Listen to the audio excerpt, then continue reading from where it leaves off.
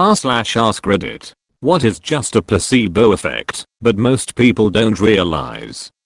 When cake mixes first came out, you only had to add water to them, but too many housewives felt like that was cheating and wouldn't buy cake mixes. So the cake mix companies added another step: the eggs. It worked. Apparently the cracking and adding of the eggs to the batter was enough to make it feel more homemade, and cake mixes became extremely popular.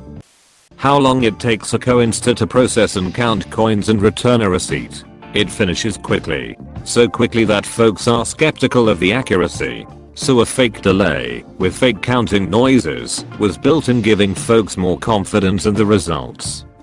Milky or opaque white moisturizing body wash. It's the same as the clear ones. It's not more moisturizing. It just has white pigments in it. But because it's not clear, people associate it with lotion and think it's better for the skin. Edit: I'm not saying moisturizing body wash doesn't work. But you shouldn't assume something is more moisturizing just because it's white. A friend of mine who works at a big cosmetics company said the only difference in the formula of their normal and cream cleansers is white pigment, instead of the color check for gentle cleansing agents and ingredients like panthenol or oils. I'm not sure if it still does this, but at one time Google Docs intercepted the Ctrl+S shortcut and briefly changes the cursor to the thinking cursor, hourglass, beach ball, whatever your computer does. You don't need to save your Google Docs. They save every tiny change on the server. But people are used to doing it. Turkey doesn't have enough tryptophan to make you sleepy. You're most likely sleepy cause you ate too much and your body's in rest and digest mode. Edit to add: it's a placebo. When you eat a meal that includes turkey and say you're tired, but eat a meal of the same calories and conditions with chicken instead, and you don't feel tired, it's conditioned into American culture because of overeating at American Thanksgiving. It is not uncommon to having a loading screen or icon-placed inquiries sometimes, just because the average user doesn't expect it to be this quick. Intentional lag on websites when signing up / payment processing. Source: I write code sometimes that work. When I trained tech support, our agents would always get pushback from customers when we asked them to power cycle their phone, which 9 times out of 10 would fix their issue. So, I had them tell the customer to read them some numbers off the back of the battery when they were still removable that we absolutely did not need.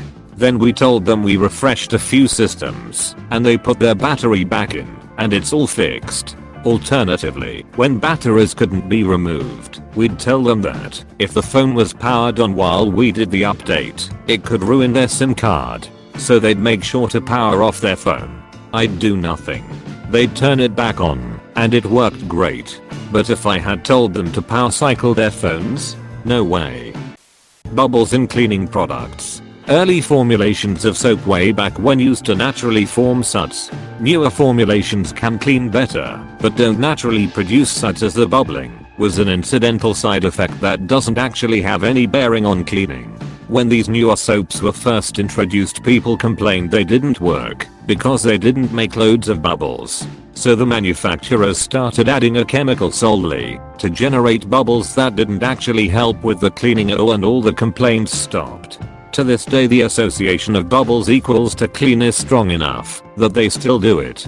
Basically all cleaning products, including toothpaste, foam up when used, and almost without exception the foam is 100% marketing.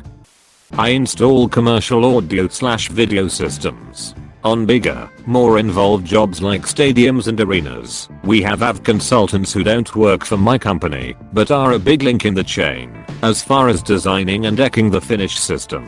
I don't know how many times I've been up in a 80-foot boom lift and they want the azimuth or down angle of a speaker adjusted by some ridiculously small amount. So you get back up there, bang a couple wrenches on the speaker, and don't actually move shit.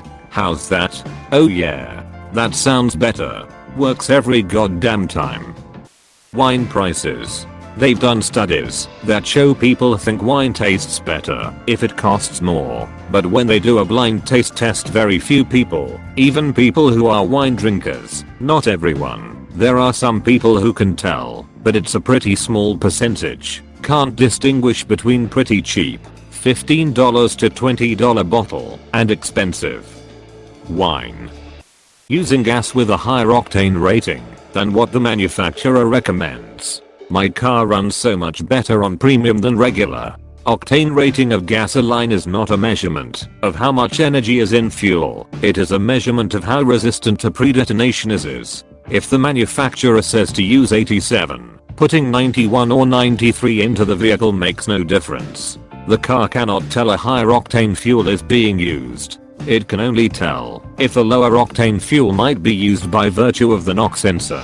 If the sensor detects knocking or pinging, the computer will retard the timing to eliminate the knock. Pulling timing can reduce the amount of power the engine makes. The fuel map the computer uses to manage your engine is made for a specific octane rating. On high performance cars, the compression is higher and the timing is more aggressive.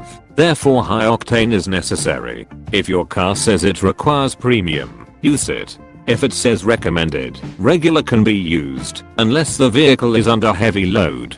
Don't spend 15% more on gas, because your car feels like it runs better on premium. For men, shaving their beard makes it grow thicker. This not the case. Shaving only makes all hair grow at the same, giving the illusion that more or new hair is growing, when in reality it is not. Edit. Yes, this is true with all hair, and women also go through similar situations of being berated with people telling them fallacies about hair. I had only the thought of beard thickness when I typed that. Palliative the cold prevention medications, like Coldfix or something similar. A test was done on some of them, and they were often found to be not much more than a sugar pill. Also, those vitamin gummy bears.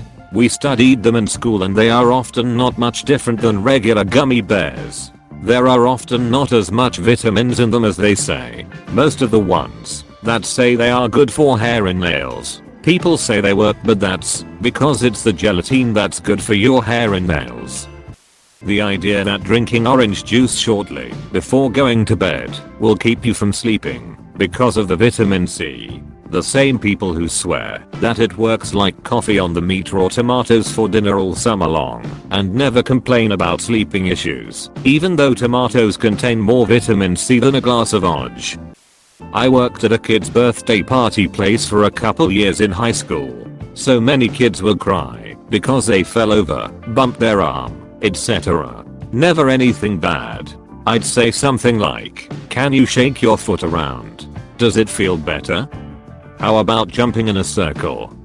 Alright, we are going to blow on your hand so it feels better, and then ask if they are ready to play again." Works like a charm. Also bandages for little boo-boos. They think they are healed and get right back to being happy little kiddos. Homeopathy. My mum is a homeopath and I don't subscribe to it at all. Please save your judgments. I'm not here to discuss that, but I've seen her help many people with minor to moderate afflictions. While the medicine definitely doesn't work, the patients believe it does. In this, along with the fact that sitting down for an hour with someone who listens to all of your problems and ailments in detail and takes much more interest in their life than a normal GP would, leads to them having belief that they'll get better. My belief is that the psychological help they receive often helps with problems, especially ones that are exacerbated by stress. Also, I'll note that any homeopath who isn't a shitty person does not try to treat mental illness or life-threatening conditions that require real medical care, and will tell the patient this.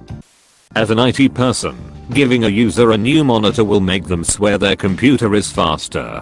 Edit. Wow, this blew up.